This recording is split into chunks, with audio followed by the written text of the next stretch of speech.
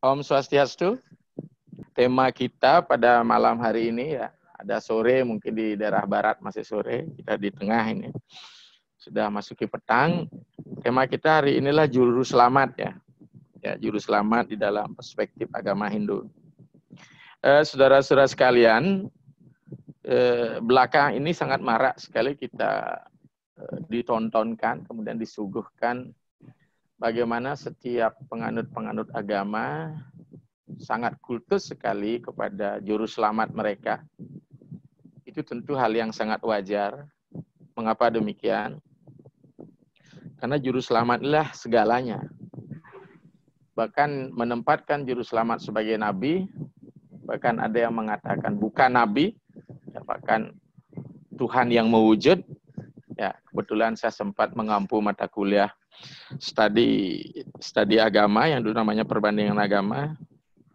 Kalau kita boleh tidak ada niat untuk menjelekkan, hanya sekedar untuk memberikan satu pendapat dari pandangan saudara-saudara Nasrani, misal bagaimana posisi Yesus selaku juru selamat, bahkan dikatakan Yesus sebagai Allah benar dan manusia benar. Bahkan setiap manusia disarankan untuk menjadi kudus. Kemudian di Islam, Muhammad adalah utusan ya, atau rasul yang dikatakan sebagai nabi. Sehingga format agama secara kenegaraan sering melihat dari formulasi yang dibangun oleh saudara-saudara kita, yaitu agama besar. Maka ketika dicari, kalau kitab suci sudah jelas, kita adalah Weda, tapi kalau dicari nabinya ya, kalau nabi kita, kalau pembawa pekabaran tentang Hindu, ada bilang Saptarsi, bahkan disimpulkan terakhir demi kepentingan negara, disebutkanlah Resi Wyasa. Ya, padahal Resi Wyasa adalah pengkodifikasi Weda dengan bantuan 4 muridnya. Sementara pewahyuan Weda itu sendiri diterima oleh para maharsi, kalau kita lihat dari resensi-resensi yang ada. Maka oleh sebab itu, bagaimana tentang Hindu? Ya, banyak sekali cara pandang dari saudara kita melihat agama Hindu dari sudut pandang orang lain. Karena tidak ada kesepakatan, bahkan walaupun disepakati bahwa Nabi kita adalah Resi Wyasa, masih ada perdebatan di antara kita. Nah, apa yang disuguhkan, terutama setiap pembawa-pembawa atau juru selamat pasti akan diposisikan pada satu kedudukan yang sangat istimewa bahwa tidak ada duanya. Dan ini sering membawa satu pola pikir yang boleh kita katakan polarisasi, kemudian pola berpikir yang diametral berhadapan satu sama lain. Bahkan tidak jarang perbedaan ini menjadi sebuah permusuhan, kemudian menjadi umpatan. Nah, saudara-saudara sekalian, di dalam pandangan Hindu, ketika berbicara masalah juru selamat, saya secara pribadi, saya tidak menurunkan dari kitab suci, tetapi nilai-nilai ini saya turunkan dari kitab suci. Sesungguhnya juru selamat bagi setiap orang adalah dirinya sendiri. Adalah dirinya sendiri. Mengapa demikian? Tidak satupun orang lain dapat menolong diri orang lain. Ya, salah satu susastra Weda yang bernama Sarasa Musaya menyatakan, apa nikeng dadiwang utama juga ya, nimitaning mangkana wenang itu mulung ring awakne saking sangsara maka sedana ikang subakarma. Nah, jadi yang dapat menyelamatkan diri kita, ya diri kita sendiri. Ya. Apa yang harus diselamatkan? Prinsip dasar kelahiran manusia adalah janma. Janma artinya samsara. Samsara artinya sengsara. Sengsara ini membawa papa. Orang yang papa akan melahirkan dosa, kehilafan. Kalau sengsara sudah hilaf. Maka lahir adalah awidya. Maka dalam hidup ini, agar kita ingin selamat, lenyapkanlah avidya itu. Kemudian kita lihat dalam sebuah karya sastra dalam bahasa Jawa kuna, yang disalin dari kitab Ramayana India, tegas sekali dikatakan, apa sih tujuan hidup ini?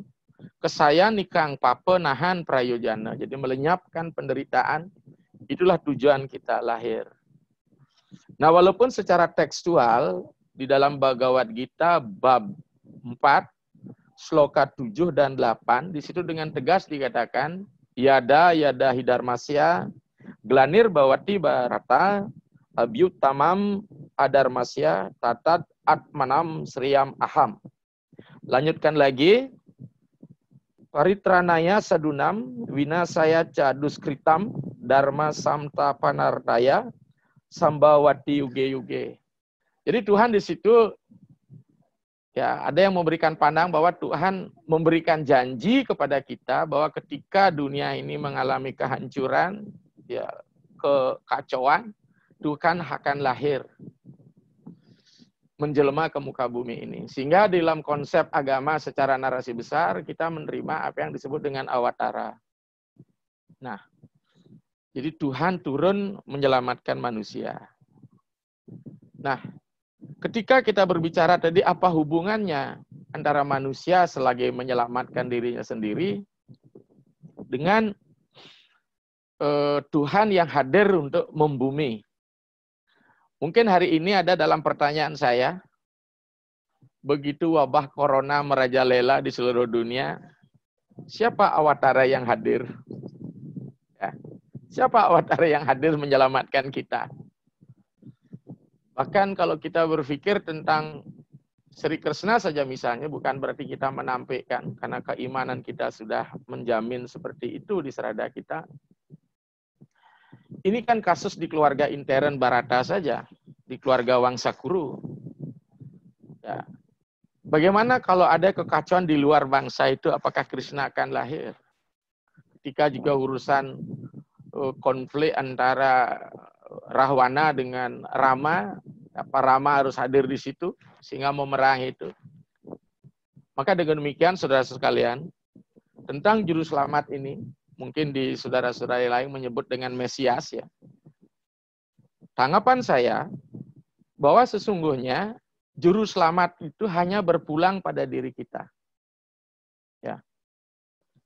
Bagaimana juga ketika saya coba mempelajari bagaimana perjalanan hidup Nabi Muhammad sebagai sebuah bukan perbandingan, penyanding bagi agama kita. Keberadaan Timur Tengah yang dikatakan sebagai zaman jahiliyah tidak serta-merta menurunkan Muhammad. Justru Muhammad sendiri melakukan renungan di Gua Hira di Bukit Jabal Nur. Bagaimana mencari jalan keluar. Demikian juga Siddhartha Gautama sendiri tidak diturunkan begitu saja. Ya. Bahkan dia sendiri melakukan upaya yang luar biasa, ya, untuk menemukan pencerahan sehingga dia menjadi seorang Buddha. Oleh sebab itu kesimpulan saya pas sekali dengan kitab Sarasamu saya. Sesungguhnya keselamatan kita sendiri, ya, tidak, ya, dijaga, tidak ditentukan oleh faktor lain, tapi oleh diri kita sendiri. Mungkin ada di antara kita yang merasa tidak benar itu. Sehari ini sudah melakukan kebajikan yang luar biasa. Namun ternyata saya dapat musibah, bencana, dan sebagainya. Tentu hal ini bisa temukan jawabannya mengapa. Ternyata kita masih mengenal hukum karma pala. Ya, hukum karma pala. Mungkin menurut hemat saya, ketika satu musibah yang menjumpai kita, kemudian menimpa kita, itu bagian dari satu proses karma kita, mungkin tanpa kita sadari. Ya. Seperti halnya, ya, kalau kita ingin selamat, itu ya kita selamatkan diri kita, bukan menyelamatkan orang lain, maka ya, bergabung. Hukum karma sangat menentukan dalam hal ini. Ya. Salah satu yang bisa kita ambil,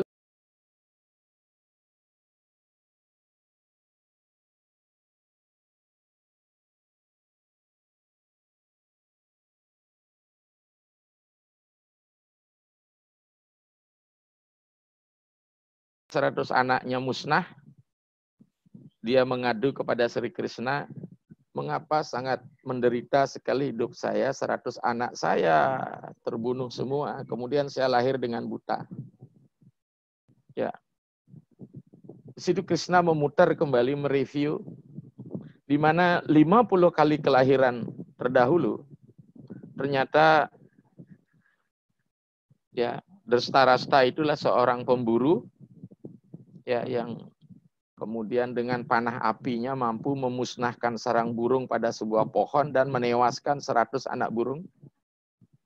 Selanjutnya, induk burung itu begitu tiba di sarang melihat pohon terbakar, ya, dan sangat mengkhawatirkan kondisi anaknya di tengah bara api, kemudian sampai bara apinya itu padam semua, kemudian dia mencari anaknya. Tanpa sengaja salah satu bara api kecil, bahasa Bali itu latu, mengenai mata sehingga buta. Jadi burung yang terbunuh oleh api itu 100 ekor. Maka disitulah kemudian karma itu berbuah menjadi sebuah pahala. Maka ternyata si pemburu ini yang membunuh ini adalah dijadikan dia reinkarnasi menjadi Prabu Drestarasta. Kalau demikian mungkinkah Drestarasta bisa diselamatkan oleh orang lain sementara dia sendiri harus menerima karmanya? Maka pertanyaan kita, sesuai dengan hukum karma pala, di situ dinyatakan bahwa karma yang mengikat, jadi kita yang mengikatkan diri kita dengan karma dengan segala buahnya, kemudian dengan karma pula harus dilepas.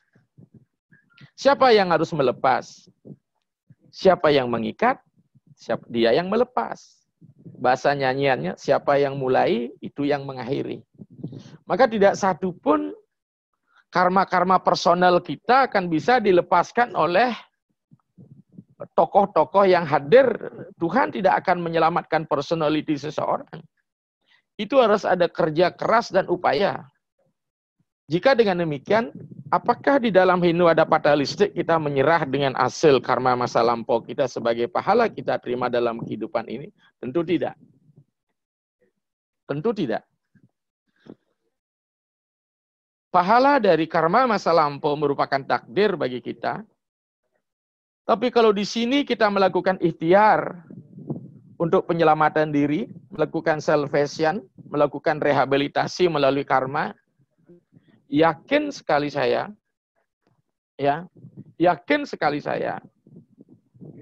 di situ akan ada tambahan darah takdir dan karma kemudian melahirkan nasib.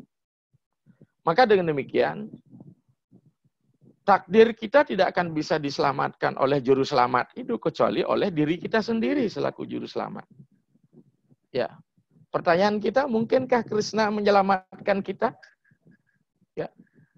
Maka dalam era saat ini, saudara sekalian, kita sering habis-habisan bertengkar, ya, mempertengkarkan ketokohan kita masing-masing, menganggap dia juru selamat yang nomor wahid.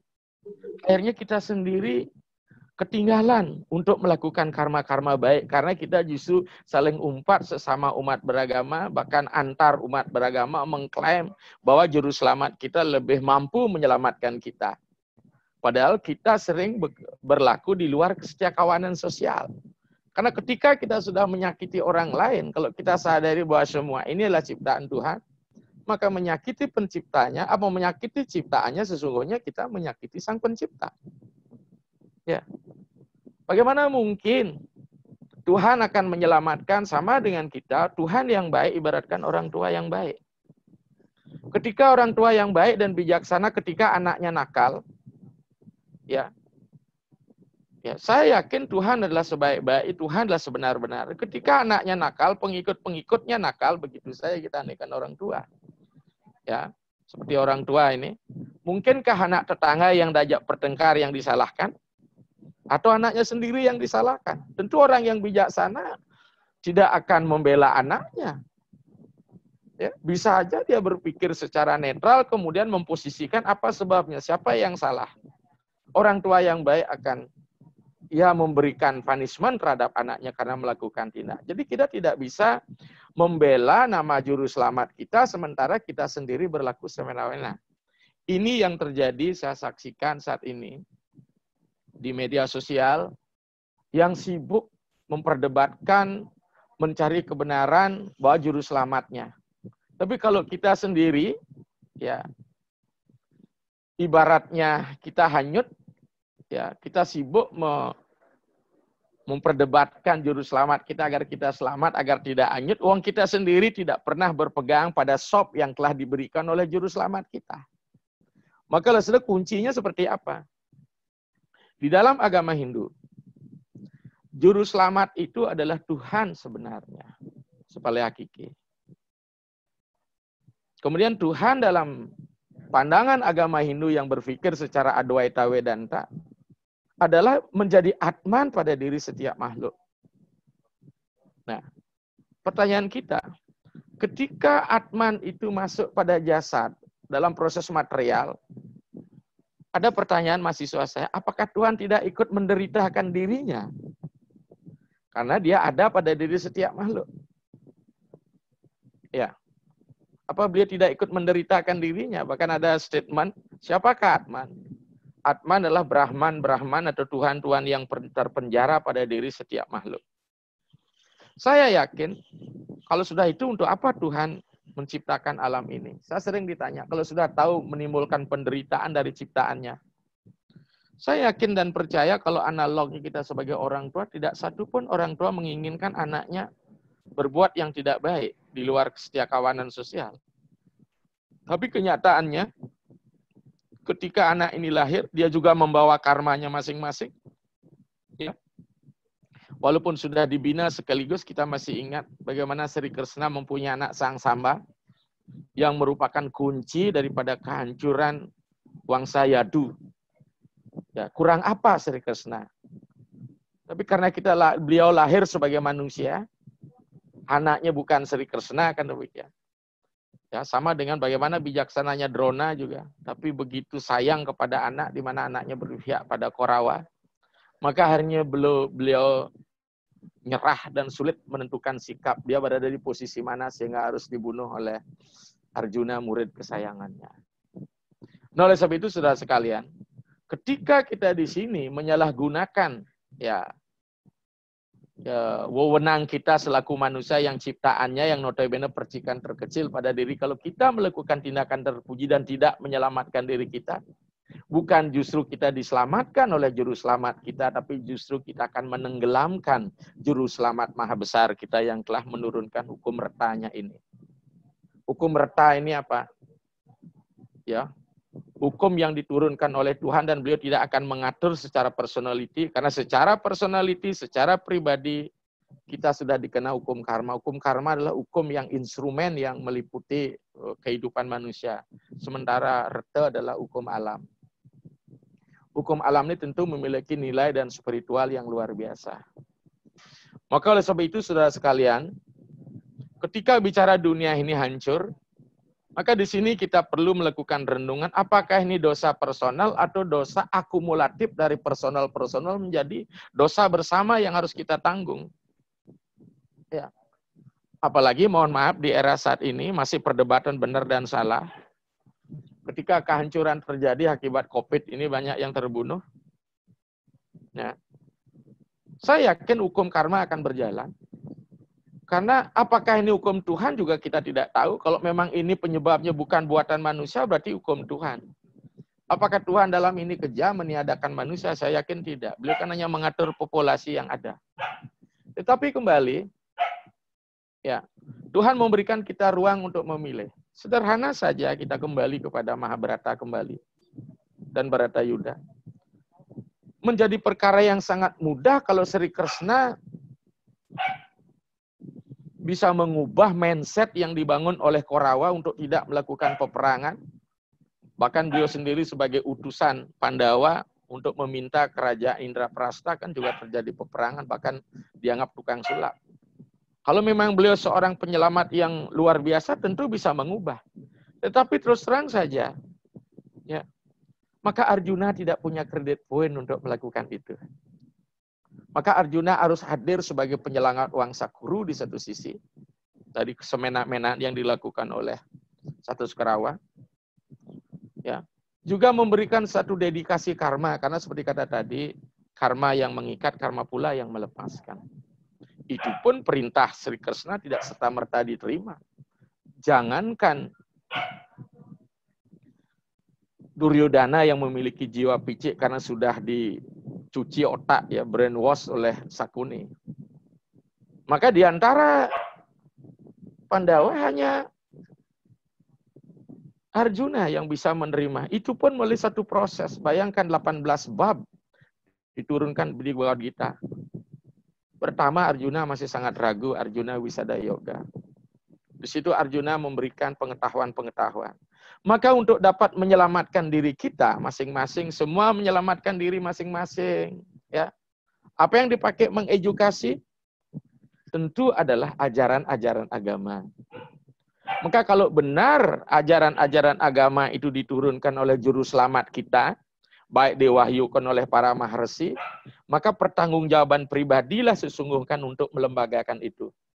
Jadi tidak kebersamaan, jadi teosentimen tidak dimunculkan berlebihan, sehingga menjadi satu hal yang sangat bersifat negatif ketika bicara masalah persaudaraan seiman. Itu memang penting, ya. Tetapi tidak serta-merta wrong bahwa ini teman saya, saudara saya seiman.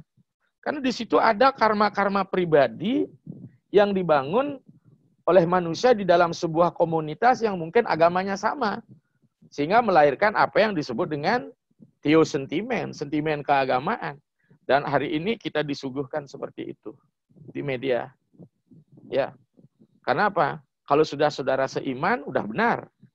Padahal setiap orang di dalam agama punya karmanya masing-masing yang harus dia pertanggungjawabkan. Tidak mungkin kita yang lain si A dalam keyakinan yang sama ya, akan bisa ditanggung oleh si B yang keyakinan yang sama. Inilah tanggung jawab pribadi kita. Karma kita. Maka dengan demikian, mau surga akhirat tidak pernah ditentukan oleh agama. Ya, tidak pernah ditentukan KTP kemudian beragama A, Anda akan pasti masuk surga. Sementara Anda punya KTP beragama B, Anda tidak akan masuk surga. Maka kuncinya di mana? Itu kuncinya pada karma. Jangankan kita bicara masalah agama A dan agama B. Ya. Tentang status orang saja, ya, tentang derajat seseorang saja, ya, tidak ditentukan oleh kelahirannya. Sama apa yang disampaikan oleh pernyataan Yudhistira ketika Catur Pandawa mengalami kematian mati suri akibat meminum air yang ada di tengah hutan di kisah Wanaparwa, di mana leluhur beliau bernama berwujud yaksa, ya. Maka di situ terjadi dialog, maka disebut dengan prasna yaksa. Dialog antara leluhurnya yang telah menjadi yaksa, setengah dewa dan setengah manusia itu leluhurnya Pandawa. Menguji kadar kedalaman agama yang dimiliki oleh Yudhistira. Maka di situ ditanyakan, siapakah sesungguhnya Brahmana? Tentu sangat ini bertentangan jauh. Karena selama ini yang namanya Brahmana adalah keluarga Brahmangkara dan Basmangkara dalam teks Siwasasana. Di situ dijawab, siapakah Dwi Jati? Nah, Yonir, bukan karena kelahiran. Ya, bukan karena kelahiran. Jadi keselamatan kita tidak ditentukan oleh kelahiran kita. Mau kita lahir di Puri, kita mau lahir di Griya, itu tidak memberikan jaminan. Kemudian kita lahir mungkin di hutan belantara, tidak memberikan jaminan kita untuk selamat. Nah, Yonir. Nah, samskara ya tidak ditentukan oleh berapa banyak kita diupacari ingin kita selamat. Ya. Nah, serutam tidak ditentukan oleh berapa banyak kita tentang kitab suci. Ya. Nah, casan tatih tidak ditentukan oleh jabatan kita. Kita diduduk jadi gubernur misalnya, jadi bupati dan saya mohon maaf ini tidak pernah menyinggung personalnya ini. Itu tidak memberikan jaminan. Maka karma nih, ya itu karani dwija taswa wertam ewa tukaranam.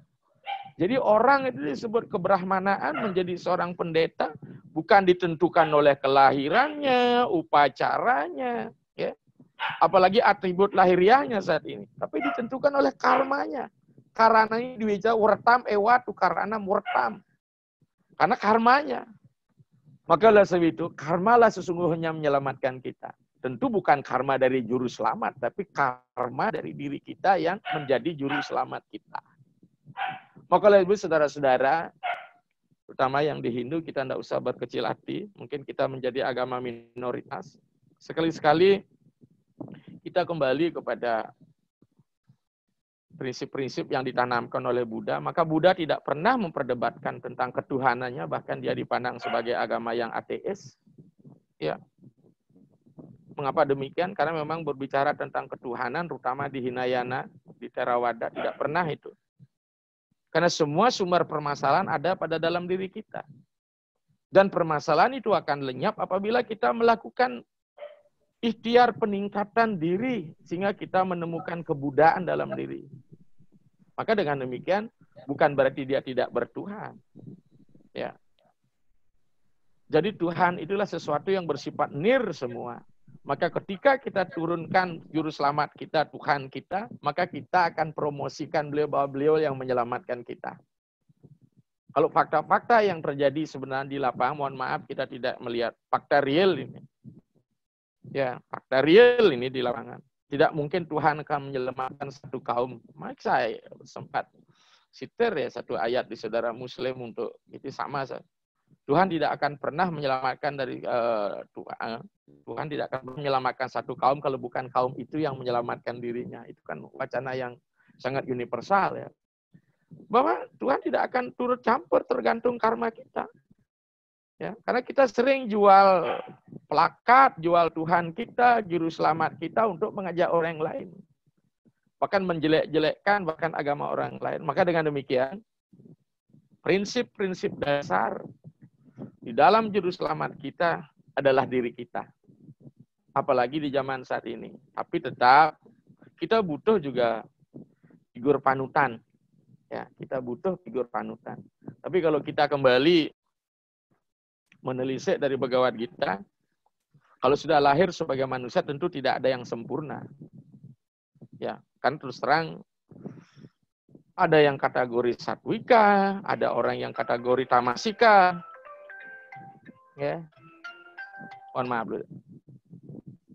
Ya. Ada yang masuk. Ya, ada yang tamasika, ada yang rajasika.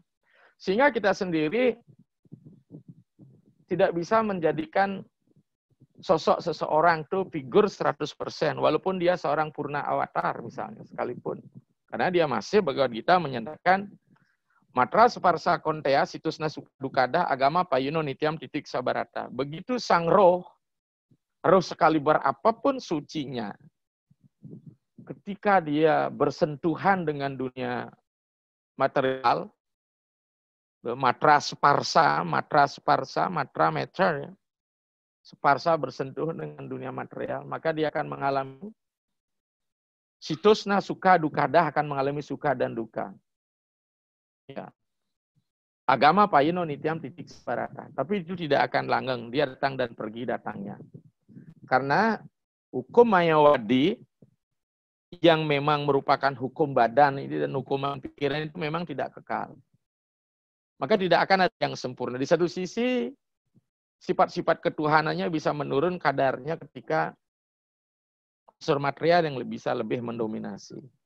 Oleh sebab itu, di dalam ajaran agama kita, saudara sekalian, kembali pada prinsip tadi, walaupun Bhagavad Gita mengatakan bahwa Tuhan turun akan Krishna, pertanyaan kita, ada pertanyaan lagi muncul di anak-anak didik saya.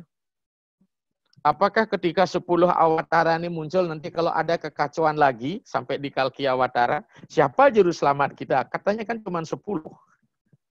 Jawaban saya, Analah awatara yang menyelamatkan diri Anda, bukan orang lain. Bagaimana cara menyelamatkan diri kita? Hanya Tuhan yang menyelamatkan. Kita sering berpikir Tuhan ada di luar diri kita. Bangkitkan ke Tuhan di dalam diri. Ya, transendenkan diri kita, material kita. Kemudian imanenkan Tuhan yang bersifat transenden pada diri kita sehingga kita bisa membangun sifat-sifat ketuhanan. Maitri, bersahabat, karuna, kasih sayang, ya. Adwesta sarwa butanam, tidak membenci pada makhluk lain. Sarwa prani tangkarah. Maka dunia ini akan selamat ketika kita telah mampu menurunkan ego kita. Maka doa saya, kita semua mengucapkan itu. Sebelum memulai pemujaan di Argapatra Surya Sawana, kesama swamam Mahadewa, sarwa prani itangkarah.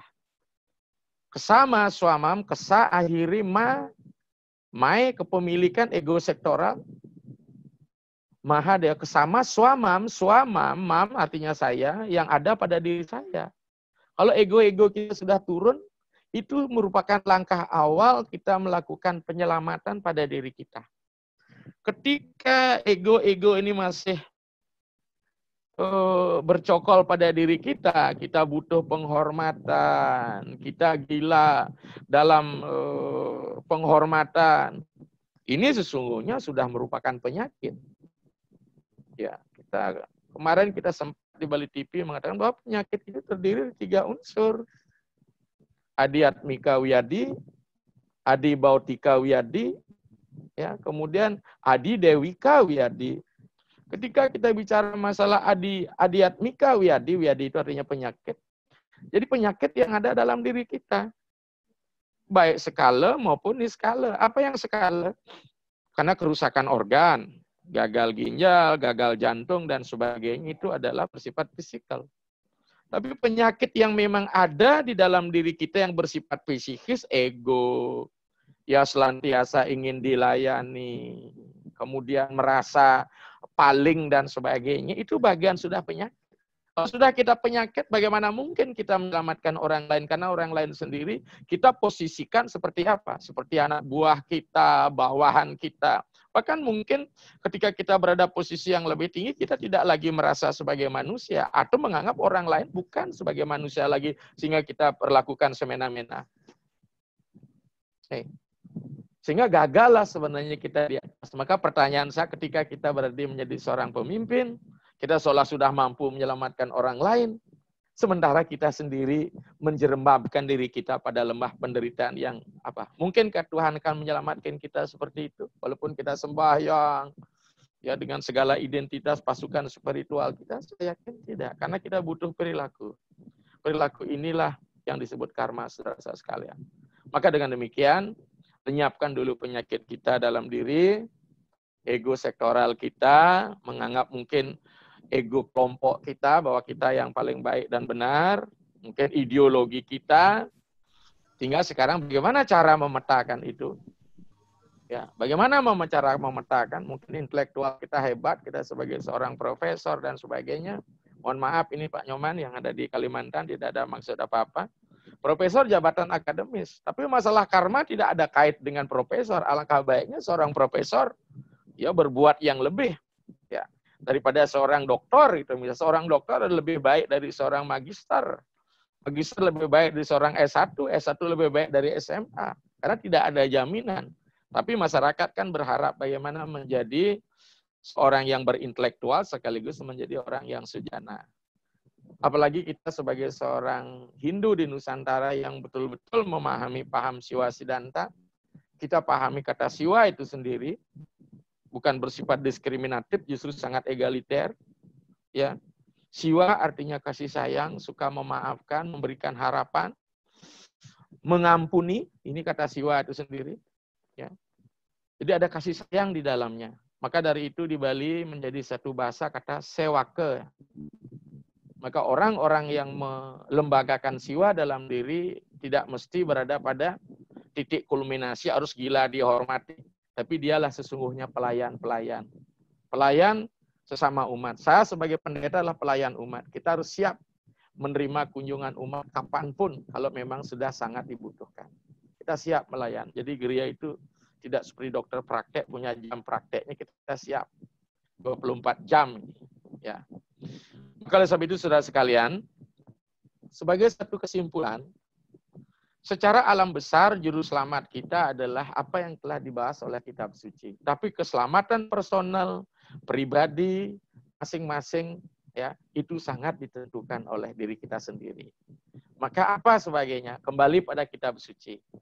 Kenapa? Kehidupan ini berawal dari Tuhan sebagai kosa prima dan akan berakhir di wilayah Tuhan atau kosa finalis. Sangyang sangkan paraning dumadi. Teks siwa tatua mengatakan risa kueh jagat kabeh mijil saking batar siwa. Lina iya juga maring siwa ika. Jadi kita akan kembali ke alam siwa. Kita dihadirkan di dunia dengan kasih sayang, dengan lilanya Tuhan. Tentu kalau kita ingin kembali kepada sumber kita, bangunlah kasih sayang. Ini yang paling luar biasa. Maka dalam kata Upanishad pun mengatakan, dari mana semua yang ada ini lahir, dengan apa yang ada ini berkembang, dan kemana yang lahir dan berkembang ini kembali, itulah aku. Aku sebagai cetak besar, capital letter, ya huruf besar juga artinya Tuhan itu sendiri. Jadi perjalanan kita, hijrah kita, yatra kita, berangkat dari Tuhan dan kembali kepada Tuhan. Nah, tinggal permasalahannya, apakah kita punya tiket untuk kembali ke sana? Ya, tiket kembali ke sana. Apa tiketnya? Karma-karma baik kita. Maka oleh sebab itu, Tuhan telah menurunkan aturannya dalam berita, kitab-kitab suci, tinggal sekarang kita implementasikan pada karma kita. Maka oleh sebab itu kita diajak punya aturan-aturan yang jelas, apa yang disebut dengan brata, ya jelas itu, tangga menuju Tuhan, menunggu satya. Uratina diksam apnoti, brata Anda lah sesungguhnya yang menyucikan Anda. Ketika kita menyucikan, mengapa harus ada penyucian? Karena tubuh ini ikut menodai psikis kita, triantah karanah kita, ikut menodai keberadaan Sang Atman. Maka oleh sebab itu, lakukanlah dengan brata. Brata dan sesana. Di mana kita berada. Karma seorang tukang sapu tidak lebih hina daripada seorang pendeta. Kalau dia sudah benar melaksanakan swadharmanya. Makanya kita mendapatkan kredit sosial yang bersifat dagelan. Bagaimana pementasan wayang cengblong yang begitu laris karena dagelannya seorang sulingge, mohon maaf, tidak menyebutkan oknum di sini. Ini sebuah kias saja. Tidak mendapatkan tempat yang layak di akhirat karena dikalahkan oleh sokir. Ya, karena sokir seorang apa? Ya, seorang yang bersahaja dalam hidup. Jadi ketentuan keselamatan itu tidak disebabkan oleh jabatan kita, titel kita, ritual yang kita lakukan. Ya, kenapa? Keselamatan kita tidak bisa hanya dilakukan dengan mebayuh sekian kali, melakukan pewintenan, melakukan diksa secara upacara. Itu adalah bersifat formal, tapi itu memang penting untuk pengakuan publik dan untuk membangun ikhtiar kita, menyatukan diri kita dengan Tuhan, itu penting. Tapi selanjutnya pemeliharaan sangat bergantung pada kita. Maka kesimpulan akhir kita secara umum, kita kembali kepada juru selamat kita. Mungkin beliau tidak lagi menjelma sebagai manusia, karena di era yang orang Bali serba moboyo dan skeptis ini, siapapun mewartakan tentang kebenaran, menyatakan dirinya sebagai juru selamat, tentu akan ditanyakan, bahkan orang akan ragu-ragu hal seperti itu. Sri Krishna saja ketika turun ke bumi, dianggap sebagai tukang sulap oleh Duryodhana dengan ilmu-ilmu gaibnya, ilmu mistisnya. Di antara Pandawa pun hanya Arjuna yang meyakini beliau sebagai awatara. Itu pun setelah mendapatkan pelajaran dari awal wisada yoga, samkhya yoga, bhakti yoga, dan sebagainya, sampai akhirnya Krishna menunjukkan kemujizatannya yang luar biasa di puncak murtinya beliau, disebut dengan Wiswarupa Darsana Yoga. Jadi semua adalah perwujudan. Tapi mungkin di era sekarang tidak akan mungkin lahir Krishna, sosok Krishna kembali. Ya. Tapi ajarannya yang membuat kita selamat inilah perlu dilembagakan. Jadi kita tidak perlu berdebat lagi dengan tokohnya. Krishna hanyalah setting waktu yang dibangun pada zaman dua para yuga menjelang Kali Yuga. Mungkinkah Krishna akan lahir hari ini, harus kita perdebatkan bahwa itu Tuhan? Mungkin hari itu memang beliau sebagai Tuhan, Krishna. Mungkin hari ini bisa yang lain, reinkarnasi Tuhan. Ya, itu bisa jadi. Maka kita tidak usah mengokohkan sebuah tokoh dengan ruang dan waktu. Tinggal sekarang apanya yang harus kita lanjutkan? Ajaran-ajarannya yang sesuai dengan kebutuhan zaman yang betul-betul bisa diterima secara universal. Mungkin ini pula menjadi satu hal yang tafsir menjadi berkembang. Bagaimana bicara masalah jihad di saudara muslim. Mungkin kalau jihad di zaman dulu lah siap, orang Bali bilang puputan. Tapi sekarang kita orang Bali bicara masalah puputan, bukan berarti harus bunuh diri karena kita tidak ingin dijajah oleh musuh. Jadi puput itu artinya habis-habisan. Kita tidak melakukan bunuh diri. Tapi puputan adalah apa? Memperjuangkan kehidupan ini untuk berada pada posisi kemuliaan. Ini yang penting. Jadi ada dua, keselamatan secara personal dan keselamatan secara komunal. Secara komunal itu kembali, mari kita ikuti ada sebuah aturan, order yang benar, karena bahasanya kalau di dalam kita secara personality kita sudah membangun, ya kita menjadi juru selamat diri kita, juru selamat punya nilai-nilai universal, dan semua orang juga melakukan hal yang sama, menjadikan dirinya juru selamat, akhirnya akan terbentuk satu karma komunal. Karena semua berpikir positif. Jelas, apa di dalam Chandogya Upanishad, mano mulam idam jagat.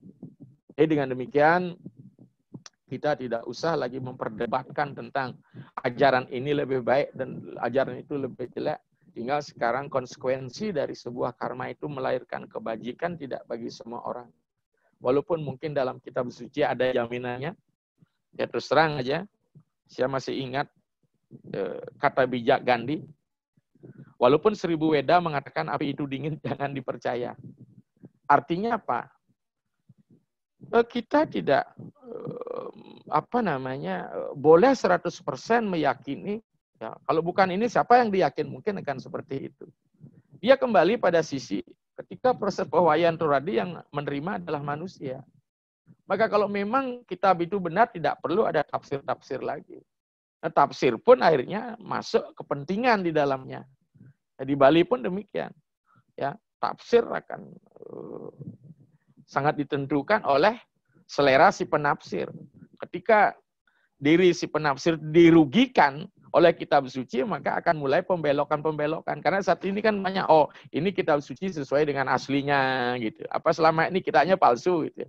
Berarti kitab asli, sesuai seleranya. Jadi kan bisa aja orang berpikir seperti itu. Tinggal nilai-nilai universal kita ini. Ya, ini yang penting. Maka inilah pesan saya, saudara sekalian. Sebagai akhir, sebelum kita melakukan Dharmatula, jadi juru selamat kita lah diri kita sendiri. Setiap orang menjadikan dirinya juru selamat, maka selamatlah kita semua. Bagaimana cara menyelamatkan diri kita? Kembali pada petunjuk kitab suci. Kenapa? Karena Tuhan tidak akan mungkin lahir lagi. Karena seperti kata saya tadi, kalau sudah lahir sebagai badan manusia, orang akan skeptis, memboya, meragukan keadaan kita. Apalagi agama sudah selesai, tidak ada lagi agama di bawah baru. Tapi kalau bicara masalah agama Hindu, pewahyuan tidak pernah berhenti. Pewahyuan tidak pernah berhenti. Tidak pernah mengklaim diri kita bahwa Resi Vyasa sebagai nabi terakhir, tidak perlu lagi yang lain lahir. Ternyata kalau kita lihat setting Weda, Pramasehi, ternyata setelah Vyasa lahir, akan lahir Sang Buddha. Ya.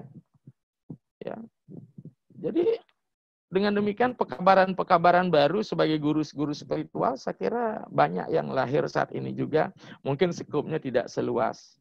Karena yang menjadikan luas kan karena pengaruh politik dan sebagainya. Tinggal sekarang kan politik. Kalau itu dianggap sebagai agama, ya akan menjadi agama. Sama dengan saudara Konghucu misalnya. Dulu tidak diterima sebagai agama, sekarang menjadi agama. Jadi kembali kepada produk politik. Maka dengan demikian, mari kita saudara bersama-sama merenungi semua ini dan kembali kepada apa yang tercerahkan dan tersurat dan tersirat di dalam Sarasamut. Apa niking dadi uang utama juga ya nimitani mangkana wenang itu mulung awaknya saking sangsara. Kesedana ikang subah karma. Jadi kata kunci di sini. Maka tidak satu orang pun bisa menyelamatkan orang lain. Ya, kalaupun dia menyelamatkan orang lain, nah, itu bersifat tidak seluruhnya. Apakah yang menyelamatkan orang lain bisa menyelamatkan dirinya? Itu bukan penyelamatan, tapi sebuah karma, investasi pelayanan kepada sesama. Seperti saya, apakah saya pendeta bisa menyelamatkan umat saya? Keselamatan Anda di tangan Anda. Keselamatan saya di tangan saya. Tapi minimal saya membawa petanya. Tapi sampai Anda di tujuan selamat, itu tidak bergantung si pembawa peta. Seberapa lama, seberapa jauh Anda melakukan proses perjalanan sesuai dengan petunjuk peta. Jangan-jangan saya yang membawa peta, saya yang tidak melaksanakan, saya tidak berjalan mengikuti peta, kan bisa saja. Nah inilah saudara sekalian, untuk menjadi renungan kita pada sore menjelang petang ini. Mudah-mudahan ada manfaatnya. Selanjutnya kita buka sesi tanya jawab. Mudah-mudahan saya bisa memberikan tanggapan dari setiap pertanyaan yang masuk. Silakan, Mangku. Ya. Tinggi, matur suksema Hide Nabinsir atas penjelasannya yang demikian panjang. Sudah kita ikutin selama kurang lebih 45 menit. Selanjutnya, satu penanya sudah masuk mengajukan pertanyaan dari Bandung, dan satu mungkin dari Ditiang. Untuk Pak Ketut Wiguna, silakan mengajukan pertanyaan. Om Swastiastu, Ide. Swastiastu, Pak Ketut. Selamat sore lagi. Pandita Sandi Meraga Suci, yang Ketut Wiguna dari Bandung. Rahayu, Ide. Rayu. Kapan saya bisa ke Bandung nih ya? Pasti sudah kangen nih, Ide. Ide, sesuai dengan yang disampaikan tadi, dalam konteks diri kita sebagai juru selamat, dengan membangkitkan sifat ketuhanan, kedewataan di dalam diri kita, dan juga melalui suatu proses evolusi, tadi disebutkan meniadakan ahamkara, ego kita. Jadi dari ahamkara menjadi aham brahmasmi, seperti itu. Nah, apakah proses ini yang dinamakan yoga, Ide? Mohon penjelasannya. Ya. Om Santi. Kalau kita bicara masalah yoga itu sudah akhir, Pak Iguna. Karena yoga itu sudah berakhir. Yoga itu kan sebenarnya apa sih yoga? Kalau kita kembali kepada teks yang dibangun oleh Patanjali, yoga artinya kan jelas ya, cita writi nirodha, kan gitu dia. Ya. Tapi artinya cita writi, terhentinya semua gerak pikiran. Saya bukan terkendalinya, kata nirodha artinya meniadakan. Maka dalam konsep kependetaan, ketika pikiran itu hilang, itulah badan tri antahkarana kita. Dalam konsep kependetaan itu namanya dagdig karana. Jadi kita tidak hanya membakar badan kita, saya pernah baca dalam sebuah teks yang bernama Homa Adhyatmika, bagaimana api yang membakar ini bukanlah api material, tapi api ilmu pengetahuan. Maka dalam proses itu Jnana Agni, demikian Pak Wiguna. Ketika ada proses mentransendensikan diri dari ahamkara menjadi aham brahma asmi, apakah ini yoga? Proses yoga. Karena yoga kan terdiri dari 8 itu kalau diformulasikan, ya kan? Di mana tingkat membangun konsepsi seperti itu sebenarnya bagian dari konsep yama niyama brata. Ya enggak? Yama niyama brata. Ketika yama niyama brata, di situ ada tatanan-tatanan hidup yang harus dibangun. Bagaimana kita akan bisa bersatu dengan Tuhan dalam konsep samadhi? Masih ada dusta di antara kita, mendiskreditkan semeton yang lain, kan seperti itu. Sedikit tidak ada catur paramita yang harus dibangun pertama dalam diri. Ya, metri, karuna, upeksa, mudita, kan ini sebenarnya itu baru etika awal. Makanya saya katakan beratanya seperti itu. Ya, beratanya seperti itu. Oleh sebab itu, karena memang kalau kita melihat bahwa dia tidak bersifat permanen, dia bersifat dinamis begitu, maka ini perlu dilatih. Kadang-kadang diri seseorang muncul ego, siapapun dia muncul ego satu ketika. Mungkin saya sekalipun muncul ego. Tidak bisa, kita butuh penghormatan, apalagi di era sekarang ini kan. Munculnya gerakan-gerakan, boleh dikatakan diksanisasi yang begitu meluas saat ini. Apa yang dicari? Kan tidak luput dari proses memperoleh penghormatan. Dalam Abraham Maslow kan dikatakan kita buat ilmu modern, paalnya sudah dipenuhi, fisiologinya. Kemudian yang kedua, rasa kasih sayang, dicintai. aktualisasi diri, terakhir pengakuan diri. Ketika tidak diakui kita marah kan? Kalau ngaku seorang yogi, maka dengan demikian fondasi yang harus dibangun, maka saya katakan transendensi diri, kemudian mengimanensi ilahi, bahasa saya mengimanensi dewani dari atas ke bawah. Tadi ada pertanyaan, mengapa kita di Bali mewintan banget pakai rajahan? Raja sami. Sederhana, kalau udah diulian merajah kita memang hebat kan. Liu nang raja hawa, apalagi yang lagi bertato kan liu nih kok kentan saya bilang kan gitu jadinya. Merajah tuh upaya mengimanensi Tuhan di dalam diri. Kemudian mentransendensikan material kita, dia tidak lagi badan aham kara tapi menjadi badan aham brahma asmi, betul itu. Dehi dewalaya prokta sejiwa kewala siwa. Jadi sungguhnya badan ini istana Tuhan. Sementara sang jiwa Tuhan sendiri. Maka saya sering bilang ketika badan Anda jadi penjara, maka atman Anda menjadi narapidana. Tapi ketika badan Anda menjadi istana Tuhan, maka atman Anda adalah narayana. Ini nih pepatah saya. Maka mengubah ini kasih sayang, lemah lembut ini menjadi satu. Sehingga demikian ini proses yoga. Oke. Jadi dengan proses yoga ini sesungguhnya kita menjadi juru selamat. Yoga ini juru selamat karena hidup ini kita abadikan dulu dan ketemu Tuhan. Ketemunya Tuhan kan kalau bersifat absolut berarti sudah belum berbadan material. Jadi kita bersifat temporer nih. Maka yoga kan sesungguhnya bagaimana mewujudkan kita bersatu dengan Tuhan bersifat temporer. Nah, jadi demikian Pak Wiguna ya. Nah, jadi itu tanggapan saya bahwa sesungguhnya itu proses di dalam yoga. Itu dulu pertama. Kalau asana, pranayama, yama, niyamanya yang tidak beres, bagaimana kita akan mengikuti tangga yang lain? Masih ada ego, setara ada dusta di antara kita. Jadi kesama, swama, mahadewa. Jadi bukan mohon maaf, itu kita kesah itu akhirnya. Mami, mai, kepemilikan, kesah, swamam, swa artinya diri sendiri. Ini dulu lenyapkan ego kita memandang penuh kasih dan sebagainya. Saya pikir tidak perlu kita beryoga dengan Tuhan, kita sudah mencerminkan sikap-sikap Tuhan itu dalam kehidupan kita. Saya pikir demikian, Pak. Silakan. Sebenarnya tadinya Ditya mau bertanya, tapi karena Pak Ketut Adnyane juga ingin bertanya, Ditya yang persilahkan dulu Pak Ketut Adnyane yang sudah bergabung supaya mengajukan pertanyaan. Nanti kalau waktunya masih cukup, kita yang sambung lagi. Durus Pak Ketut Adnyane. Dari mana Pak Ketut nih?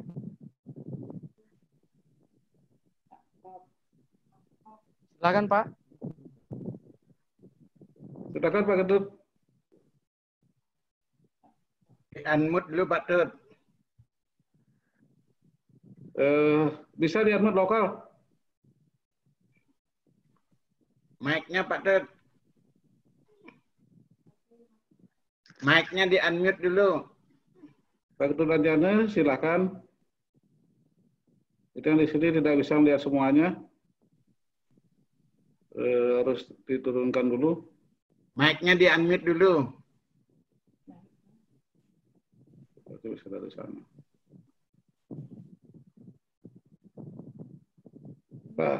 Pak Ketut, barangkali Pak Ketutnya belum siap. Sebenarnya bisa di unmute lokal. Kalau tidak, kalau belum bisa masuk, Titian dulu yang bertanya ke Ide Ampure. Ya, silakan Mangku. Terkait dengan penjelasan bahwa kita menyelamatkan diri kita sendiri, bagaimana dengan upacara-upacara yadnya terkait dengan kematian yang diharapkan bisa menebus dosa-dosa dari yang sudah meninggal. Sabenapi penjelasan niki itu. Semua Mangku. Kalau boleh dengan upacara itu orang melakukan pembebas, tidak ada yang reinkarnasi lagi Mangku. Ya enggak? Nah, tapi satu hal, bukan berarti upacara itu tidak ada pengaruhnya. Bahasa saya, dia tidak menentukan tetapi membantu. Ya, membantu. Jadi poinnya ada di mana? Ini poinnya, kredit poinnya, tanggung jawab ada pada Pertisentana yang punya kredit poin, Mangku. Maka jika ada orang berbakti kepada leluhur dan melakukan kewajiban pada leluhur, maka Pertisentana keturunan itu akan mendapatkan 4 pahala kemuliaan.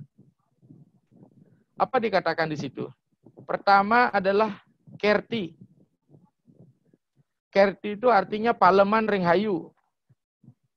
Bayangkan kita hidup seperti kata tadi, kecuali orang yang sudah melepaskan ikatan duniawi, dia paling tidak dia mendapatkan semangat dan motivasi dari saudara-saudara kita sesama umat manusia. Paleman Ringhayu mendapatkan pujian. Ya, karena kita sudah melakukan swadharma pada orang tua, pada leluhur. Yang kedua adalah Ayusa, Dirgahayu. Maka di situ akan ada panjang umur diperoleh dan kesehatan. Ya, kemudian Yasa, ketiga, Patinggaling Rahayu, mewariskan pahala-pahala bajik pada pertisentananya. Makanya dia karma itu tidak berdiri sendiri. Apa yang kita lakukan belum tentu kita yang menikmati. Karena kita punya hukum reinkarnasi, hukum karma pala. Ketika kita lahir, kita juga yang akan menikmati sebagai keturunan kita nanti. Kemudian yang keempat adalah bala, kekuatan. Ini yang sebenarnya diterima oleh pertisentananya. Tapi bagaimana dengan leluhur atau orang tua yang diupacarai? Mungkin kita ingat setting Adiparwa, bagaimana konsep dibuatkan sebuah kisah, bahkan kisah itu nyata atau tidak dalam Itiasa, disebut dengan narasi, sehingga bagaimana konsep menjadi nyata harus dinarasikan.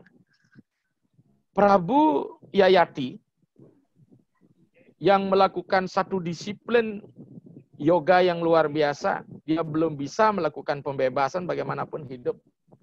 Mungkin karena setting waktu yang begitu pendek, tapi dia sudah maksimal, dia sampai bisa pulang di Indraloka.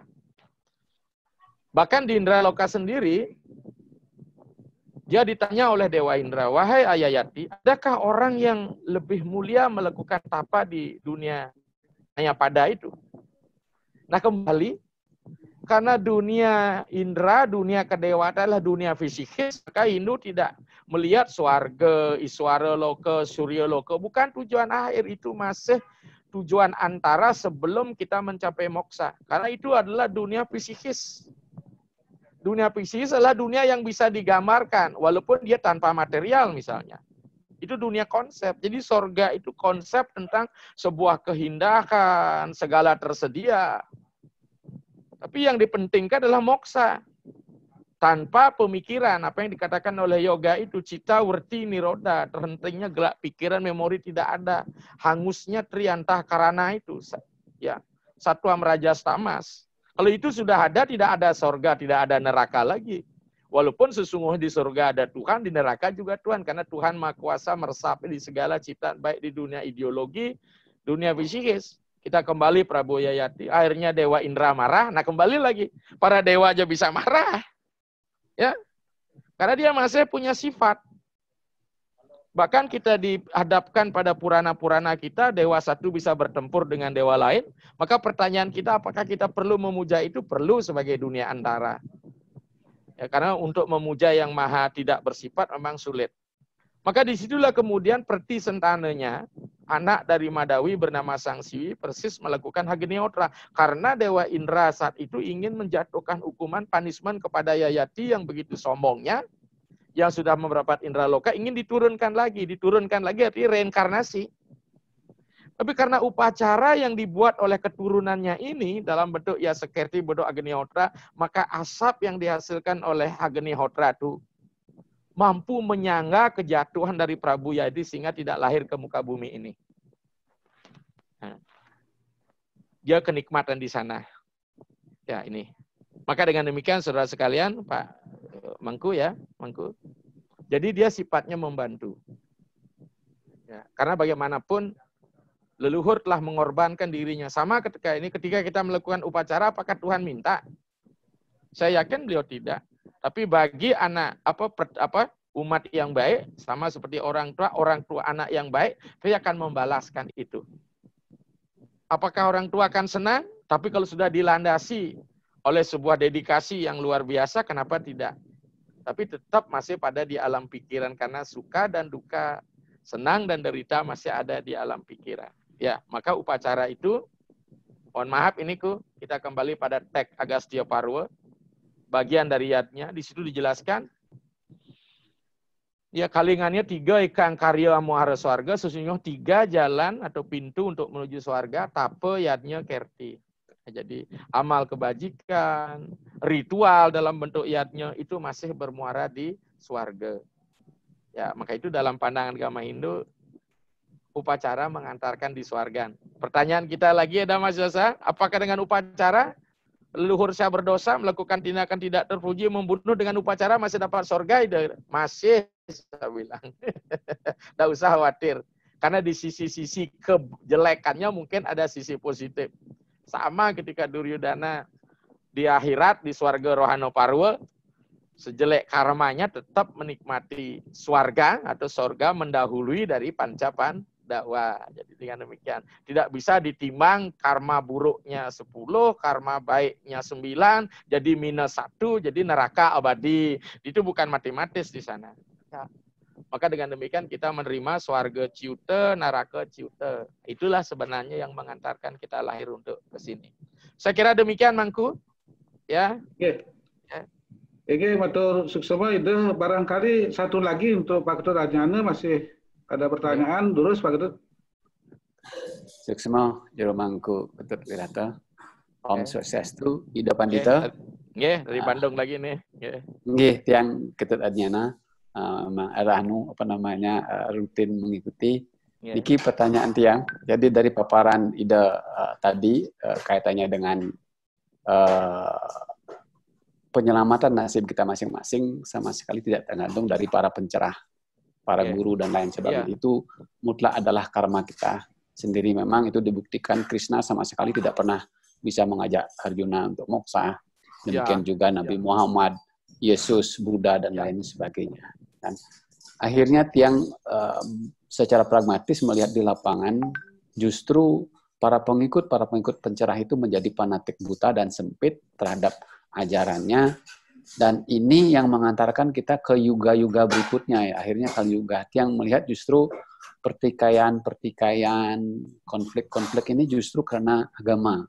Kita lihat di Indonesia banyak sekali sana. Itu yang tiang sedang disuguhkan kita saat ini.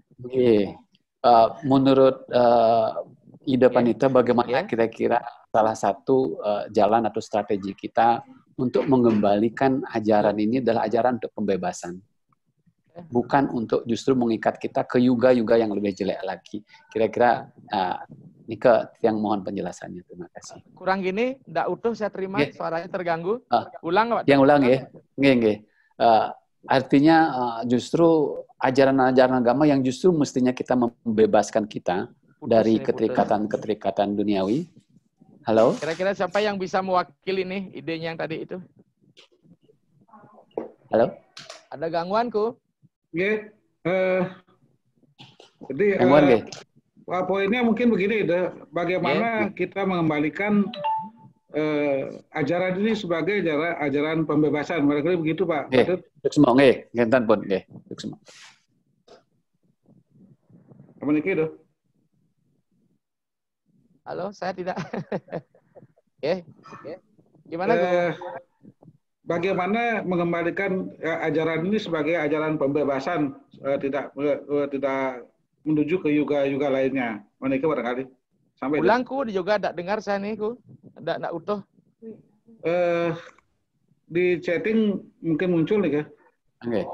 Oke. Di chatting barangkali. Jadi bagaimana mengembalikan ajaran ini kembali ke menjadi ajaran apa tadi? Pembebasan itu.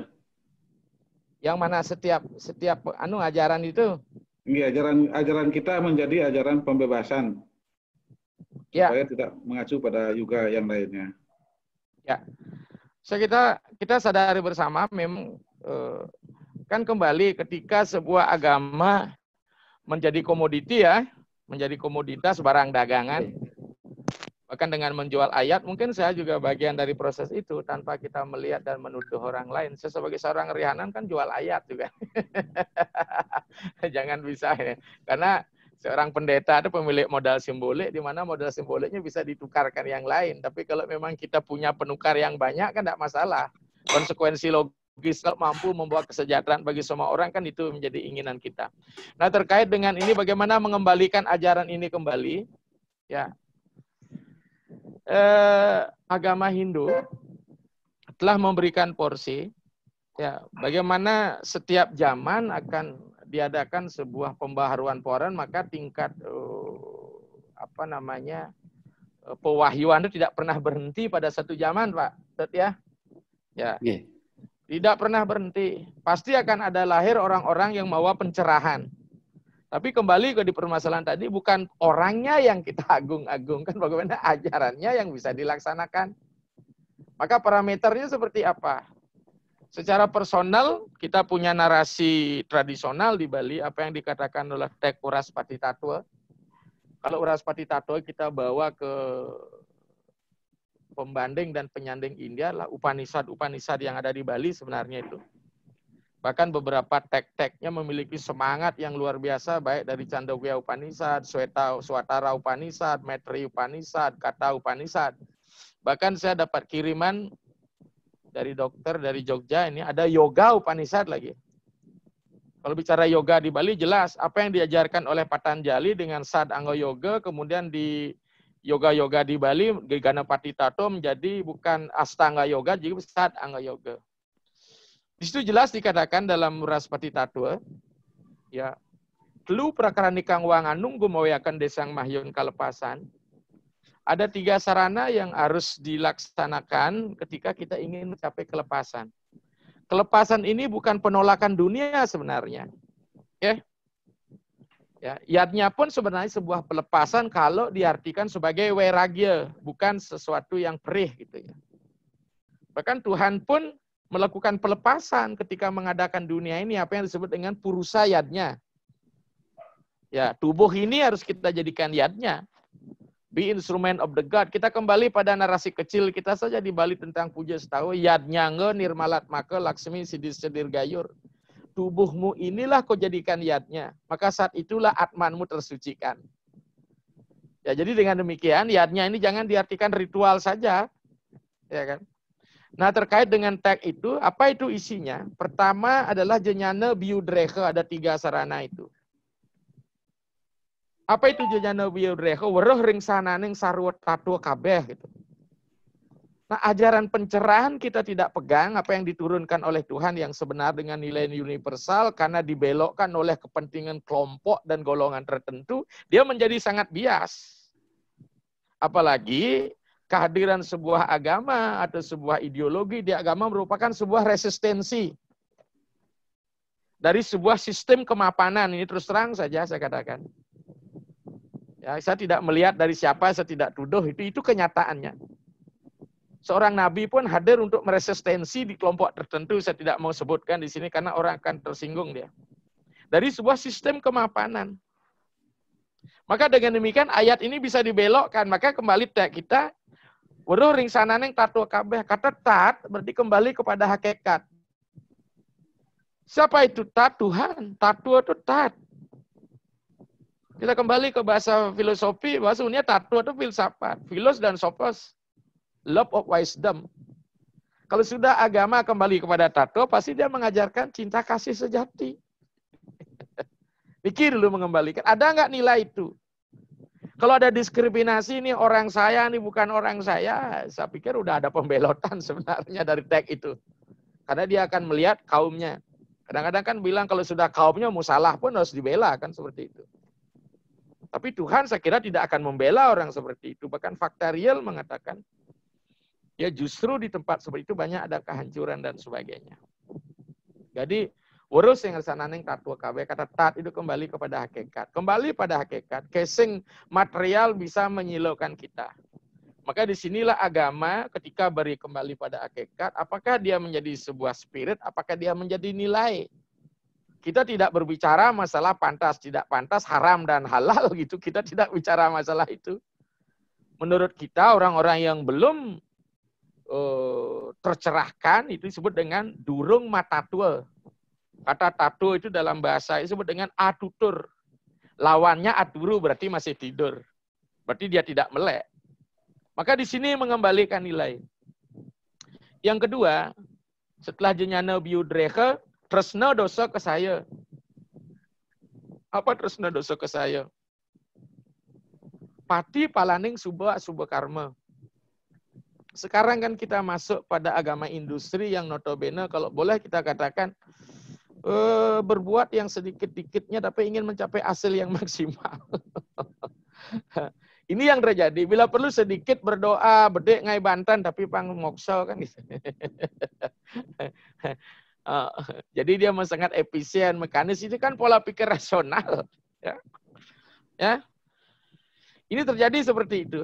Bahkan agama menjadi barang dagangan untuk membebaskan orang. Yang penting cukup dengan ini sudah bebas Anda. Ya, bahkan dia menjual surga di dunia ini kan seperti itu. Ya. Jadi pati palaning subha karma berarti kita bukan menolak pahala, tapi tidak pahala motifnya. Ya, karena tetap hukum karma akan bekerja. Padahal kan pahala sama dengan karma. Asas black, kalor yang dilepas sama dengan kalor yang ya diterima. Ini hukumnya aksi reaksi sama. Yang ketiga adalah ya kedua jenyana biudreha tresna dosa ke saya indriya yoga marga. Indriya yoga marga artinya tanjena ring wisayanya. Jadi kita tidak diajak untuk mengumbar nafsu. Kan ini masalah. Tanjena ring wis. Kita sekarang ini agama bernafsu. Ya. Ketika kita bernafsu bukan hanya nafsu dalam aspek birahi, mohon maaf ini. Nafsu dalam arti apa? Keegoan kita beragama ini yang penting. Menunjukkan kita paling benar dan sebagainya. Bahkan mungkin saja ketika satu kelompok agama menjadi mayoritas, dia akan menganggap mendolat diri sebagai hakim otoritatif untuk menyalahkan yang minoritas. Siapapun mayoritas cenderung seperti itu. Mungkin kalau kita Hindu mayoritas, dia akan mempertahankan kenyamanannya, sono amannya, establish capitalnya, modal-modal nyamannya, pasti segala upaya sehingga agama menjadi intrik. Karena dia menyangkut tentang peta kepemilikan massa, jadi sebagai modal politik. Maka dengan demikian bagaimana mengembalikan itu? Maka pertanyaan kita, apa perlu kita menawarkan kebajikan sama orang? Terutama gerakan agama New Age Religion misalnya, baik di dalam Hindu dan sebagainya. Namun yang jelas, seperti kata saya tadi, bagaimana kita kembali kepada nilai-nilai tatwa itu sendiri. Saya kira demikian Pak Tut, nyana yang bisa saya sampaikan. Mudah-mudahan minggu depan kita bisa sua dengan judul yang masih terkait, mungkin terkait dengan kehadiran agama baru di tengah situasi global saat ini. Kenapa saya katakan agama baru? Mungkin agama besar menganggap dia sempalan dan sebagainya. Saya kira demikian, Pak Mangku. Oke, kita bisa sua minggu depan kembali. Partisipasi sangat saya harapkan. Mungkin kalau ada kekurangannya, sederhana bahasa saya, karena sebagai manusia biasa masih kena hukum Ruo Bineda, ya, hukum Ruo Bineda masih penuh keterbatasan, penuh rasa ego mungkin. Mohon maaf. Seperti kembali, jangan berharap keselamatan dari saya, hanya share berbagi pemikiran. Keselamatan Anda bergantung pada diri Anda sendiri. Demikian, saya akhiri dengan Pramosanti, Om Santi, Santi, Santi, Om. Terima kasih.